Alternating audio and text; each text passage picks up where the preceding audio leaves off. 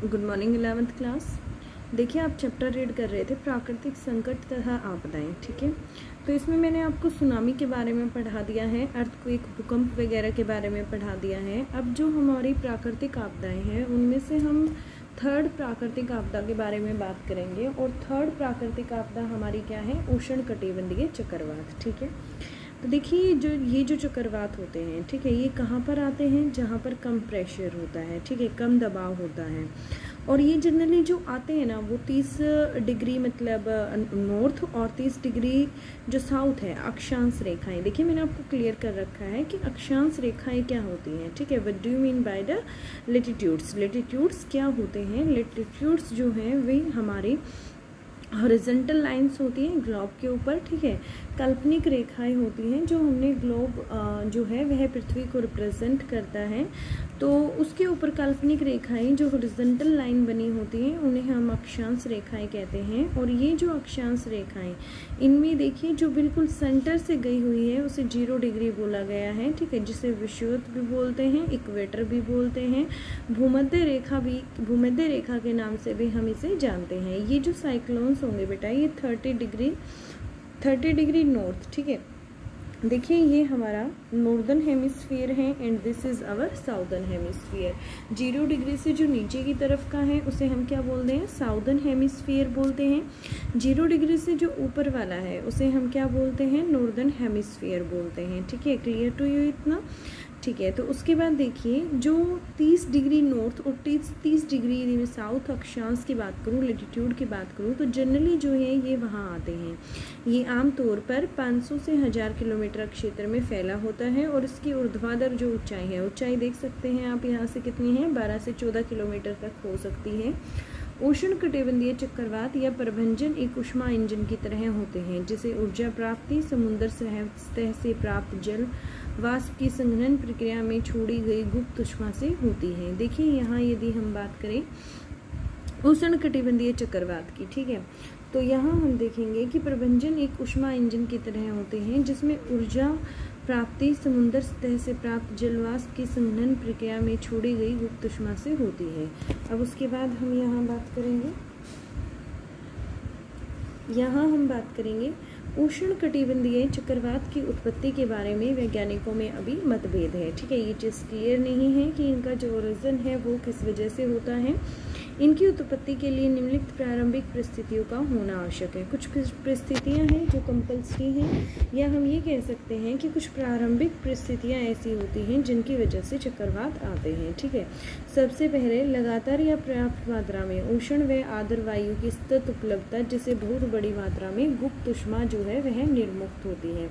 सबसे पहली चीज़ बेटा यहाँ पर क्या दी गई है कि लगातार, ठीक है, या पर्याप्त मात्रा में, प्रचुर मात्रा में, प्लेंटिफुल उष्ण या आर्द्र जो नमी से युक्त वायु होती है उसकी सतत उपलब्धता, जिसे बहुत बड़ी मात्रा में जो लेटेंट हीट होती है, जो गुप्त ऊष्मा होती है, वह निर्मुक्त होती है, निकलती है। सेकंड क्या कहता है इसमें? तीव्र कोरियोल्स बल जो केंद्र के निम्न दाब को भरने न दे। देखिए, जो सेंटर में निम्न वायु दाब है, ठीक है, उसे भरने न दे, ऐसे बल यदि तीव्र हैं तो भूमध्य रेखा के आसपास 0 डिग्री से 5 डिग्री जो कोरियोल्स बल कम होता है और परिणाम स्वरूप यहाँ ये चक्रवात उत्पन्न नहीं होते हैं, ठीक है। कौन से एरिया में नहीं उत्पन्न होते? जहाँ पर ये फोर्स जो है, फोर्स का नाम क्या है? कोरियोल्स फोर्स है, ठीक है।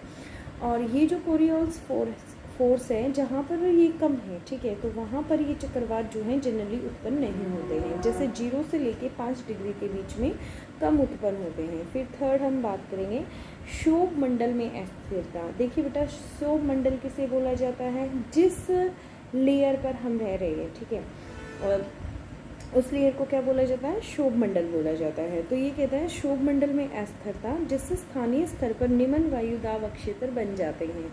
इन्हीं के चारों ओर चक्रवात भी विकसित हो सकते हैं।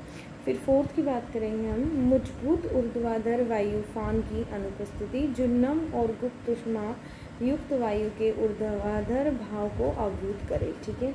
अब देखिए, नेक्स्ट हम यहाँ पढ़ेंगे उष्णकटिबंधीय जो चक्रवात जो आते हैं, ठीक है, जो साइक्लोन्स आते हैं, उनकी संरचना के बारे में हम यहाँ पर देखेंगे। देखिए, उष्णकटिबंधीय चक्रवात में वायुदाब प्रवणता बहुत अधिक होती है। ठीक है, चक्रवात का केंद्र गर्म वायु तथा निम्न वायुदाब और मेघ रहित क्रोड़ होता है। देखिए, यदि हम चक्रवात के केंद्र की बात करें तो वह गर्म वायु तथा निम्न वायु जो दाब है और मेघ रहित क्रोड़ होता है। इसे तूफान की आंख भी कहा जाता है। किस अन्य नाम से इसे जाना जाता है? तूफान की आंख के नाम से भी इसे जाना जाता है। सामान्य जो समदाब रेखाएं होती हैं एक दूसरे के नज़दीक होती हैं, जो उच्च वायुदाब प्रवणता का प्रतीक है। समदाब जो रेखाएं होंगी वो क्या होंगी? एक दूसरे के नज़दीक होंगी, जिससे यहाँ पर उच्च वायुदाब प्रवणता इसका प्रतीक समझी जाती है। ठीक है, क्लियर हो गया इतना आपको यहाँ से? तो देखिए, वायुदाब प्रवणता 14 से 17 मिलीबार प्रति 100 किलोमीटर के आसपास होता है। कई बार यह 60 मिलीबार से 60 मिलीबार पर 100 किलोमीटर तक हो सकता है। केंद्र से पवन पिट्टे का जो विस्तार है वह 10 से 150 किलोमीटर तक होता है। ठीक है, क्लियर हो गया आपको इतना? अब देखिए, भारत में चक्रवातों का अक्षेत्रीय और समय अनुसार वितरण क्या है। देखिए, भारत की आकृति जो है वह प्रायद्वीपीय है। इसके पूर्व में बंगाल की खाड़ी तथा पश्चिम में अरब सागर है। आपको क्लियर है ये चीज़? इंडिया का मैप जब मैंने आपको कराया था तो मैंने आपको क्लियर करवाया था कि अरेबियन सी जो है वह पश्चिम में है और पूर्व में हमारे यहाँ पर बंगाल की खाड़ी मौजूद है। अतः यहाँ आने वाले चक्रवात इन्हीं दो जलीय क्षेत्रों में पैदा होते हैं। जो यहाँ पर चक्रवात आते हैं उसका रीज़न क्या होता है? क्योंकि वो जो चक्रवात है उनका ओरिजिन प्लेस क्या होगा? यही अक्षेत्र होंगे इनका ओरिजिन प्लेस, और इन्हीं दो जलीय क्षेत्रों में पैदा होते हैं।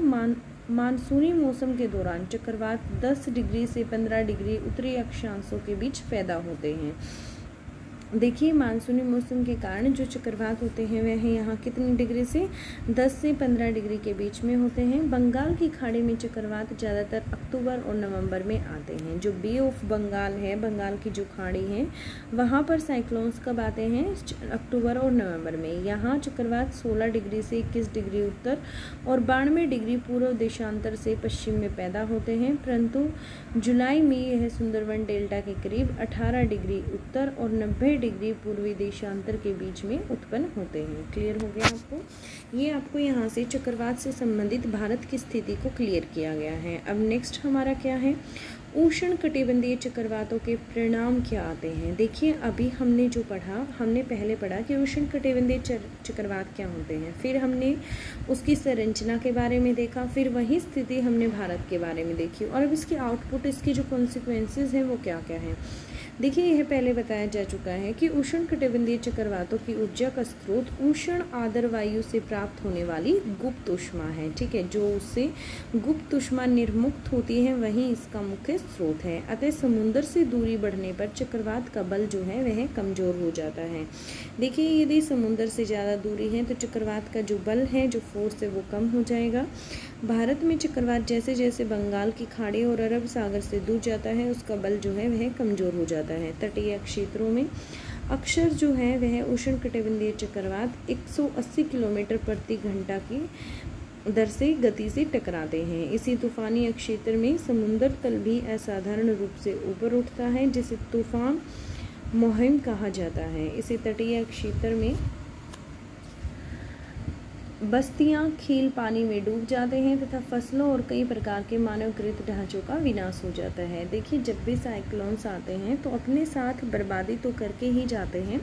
कोई भी प्राकृतिक आपदा है, आपदा का मतलब आप समझते हैं कि जो एक बड़े लेवल पर आई है और जिससे हमारी काफ़ी जन व माल की हानि हुई है। ठीक है, तो यहाँ से हमने देखा कि जो उष्ण कटिबंधीय चक्रवात हैं वह भी अपने साथ काफ़ी हमारा नुकसान करते हैं। जैसे कि तटीय क्षेत्र जो होते हैं बेटे वह डूब जाते हैं, कृषि वगैरह जो भी होती है, खेत होते हैं वह पानी के भर जाते हैं, फसलें खराब हो जाती हैं। ठीक है, और मानवकृत जो भी ढांचे बनाए गए हैं, बिल्डिंग्स वगैरह हैं, सब कुछ तहस नहस हो जाते हैं। ठीक है, क्लियर हो गया आपको इतना यहाँ से? अब देखिए, हम नेक्स्ट प्राकृतिक आपदा के बारे में पढ़ना जा रहे हैं, और वो क्या है? बाढ़। आपने बाढ़ के बारे में समाचार पत्रों में पढ़ा होगा। बेटा, जनरली जब भी आप न्यूज़ देखते हैं तो आपने कभी ना कभी अपनी लाइफ में इस शब्द के बारे में, बाढ़ के बारे में सुना ही है, और टेलीविज़न पर इसके दृश्य देखे होंगे। किस तरह कुछ क्षेत्र वर्षा ऋतु में बाढ़ग्रस्त हो जाते हैं। नदी का जल उफान के समय जलवाहिकाओं को तोड़ता हुआ मानव बस्तियां और आसपास की ज़मीन पर खड़ा हो जाता है। देखिए जब बरसात होती है, बरसात ऋतु में ऐसा होता है कि कुछ नदियाँ होती हैं, ठीक है, जिनमें उफान आता है पानी का, और उसकी वजह से उनकी जो जलवाहिकाएँ होती हैं वो टूट जाती हैं और मानव की जो बस्तियाँ हैं और आसपास की ज़मीन है, मतलब सब कुछ तहस नहस हो जाता है, या ये कह सकते हैं कि आसपास की ज़मीन में पानी खड़ा हो जाता है। फिर उसके बाद देखिए यहाँ से, और बाढ़ की स्थिति पैदा कर देता है। दूसरी प्राकृतिक आपदाओं की तुलना में बाढ़ आने के कारण जाने पहचाने हैं। देखिए जो अभी तक हमने प्राकृतिक आपदाएं देखी उनके बारे में हम कुछ निश्चित तौर पर नहीं कह सकते, लेकिन यदि यहाँ हम बाढ़ की बात करें तो उसके जो कारण हैं वह जाने पहचाने हैं। बाढ़ आमतौर पर अचानक नहीं आती है, कुछ विशेष क्षेत्रों और ऋतु में ही आती है। देखिए बाढ़ हम यह नहीं कह सकते कि कहीं पर भी आ सकती है। बाढ़ के लिए एक स्पेशल स्थिति होती है जिसमें बाढ़ आ सकती है, और वो कुछ क्षेत्र, या ये कह सकते हैं कि किसी कौन सी ऋतु में, मतलब बरसात की ऋतु आएगी तो उसी में बाढ़ आती है। बाढ़ तब आती है जब नदी जलवाहिकाओं में इनकी क्षमता से अधिक जल बहाव होता है। बाढ़ कब आती है? जो बाढ़ आने का सबसे बड़ा रीज़न होता है कि जो नदी है, नदियों का जो पानी है उसकी जो क्षमता है, उनकी जलवाहिका है, उनकी जो क्षमता है, इससे अधिक यदि जल का बहाव होता है तो बाढ़ की स्थिति उत्पन्न हो जाती है और जल बाढ़ के रूप में मैदान के निचले हिस्से में भर जाता है। कई बार तो झीलें और आंतरिक जल क्षेत्रों में भी क्षमता से अधिक जल भर जाता है। देखिए यदि हम यहाँ पर कुछ लेक और कुछ इंटरनल रिसोर्सेज की बात करें तो उन क्षेत्रों में कई बार क्षमता से अधिक जल भर जाता है। बाढ़ आने की और भी कई कारण हो सकते हैं, जैसे तटीय क्षेत्रों में तूफानी मुहिम, जो तूफान वगैरह आते हैं उनसे भी बाढ़ आ सकती है। लंबे समय तक होने वाली तेज़ बारिश, यदि काफ़ी बारिश होती है तो भी बाढ़ आ सकती है। और जो हिमस्खलन हो रहा है, ठीक है, जो हमारी हिम है, जो बर्फ़ है वह पिघलने लग रही है, ठीक है, हिमालय पर्वत से, उसका भी रीज़न एक बाढ़ हो सकता है। ज़मीन की अंतस्पंदन दर में कमी आना और अधिक मृदा अपरदन के कारण नदी जल में जलोढ़ की मात्रा में वृद्धि होना। हालांकि बाढ़ विश्व में विस्तृत क्षेत्र में आती है। यदि हम बाढ़ की बात करें तो यह काफ़ी बड़े क्षेत्र में आती है और बाढ़ के समय ब्रह्मपुत्र रिवर की जो स्थिति है वह आपको यहाँ क्लियर की गई है। ठीक है, अब नेक्स्ट आगे देखते हैं हम।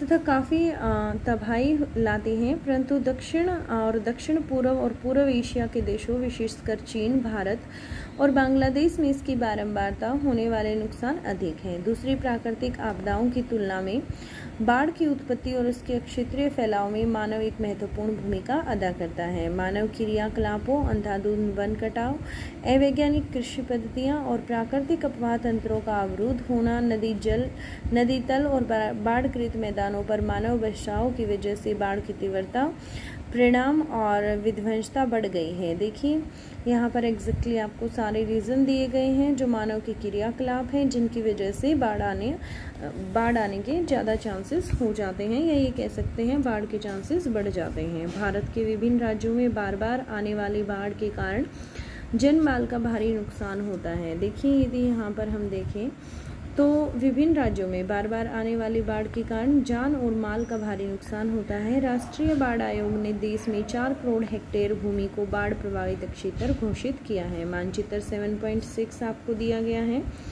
और 7.6 में आपको बाढ़ प्रभावित क्षेत्रों को दिखाया गया है। असम, पश्चिमी बंगाल, बिहार राज्य सबसे अधिक बाढ़ प्रभावित क्षेत्रों में से एक है। इसके अतिरिक्त उत्तर भारत की ज़्यादातर नदियां, विशेषकर पंजाब और उत्तर प्रदेश में बाढ़ लाती रहती हैं। राजस्थान, गुजरात, हरियाणा, पंजाब आकस्मिक बाढ़ से पिछले कुछ दशकों में जलमग्न होते रहे हैं। इसका कारण मानसून की तीव्रता तथा मानव क्रियाकलापों द्वारा प्राकृतिक अपवाह तंत्र का अवरुद्ध होना है। कई बार तमिलनाडु में बाढ़ नवंबर से जनवरी माह के बीच वापसी लौटती मानसून द्वारा आती है। देखिए अब यहाँ पर हम उन क्षेत्र को देख लेते हैं जहाँ पर बाढ़ ज़्यादा आती है। तो देखिए बेटा ये आपको यहाँ से क्लियर हो जाएंगे।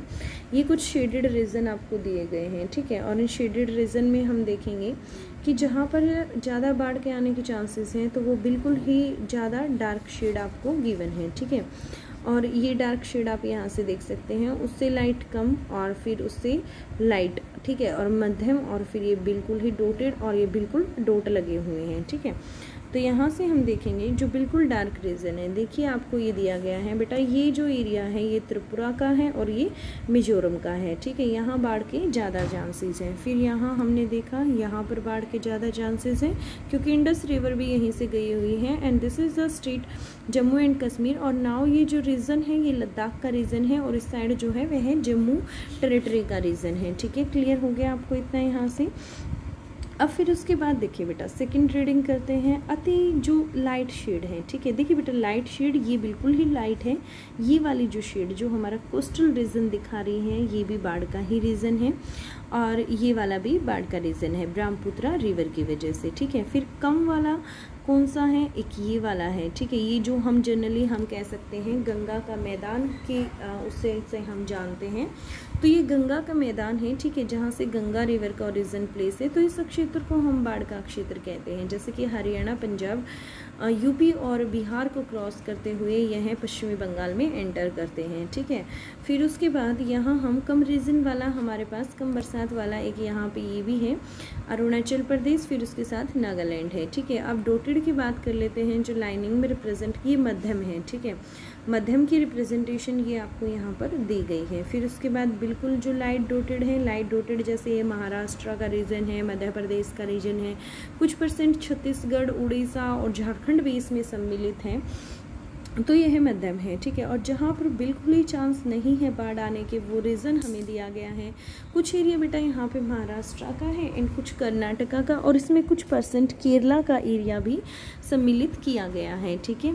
फिर उसके बाद हम और यहाँ पर बिल्कुल जिनमें ना के बराबर चांसेस हैं बाढ़ आने के वो और कौन से रीज़न दिए गए हैं, और यहाँ पर एक कोई क्लियर नहीं है, सिर्फ यही रीज़न आपको दिए गए हैं। तो ये मैप जो है वो आपको अपनी नोटबुक में फिल करना है, ठीक है। उसके बाद आपको क्लियर हो जाएगा कि बाढ़ से संबंधित जहाँ पर ज़्यादा बाढ़ आती है वो क्षेत्र कौन से हैं। क्लियर हो गया इतना।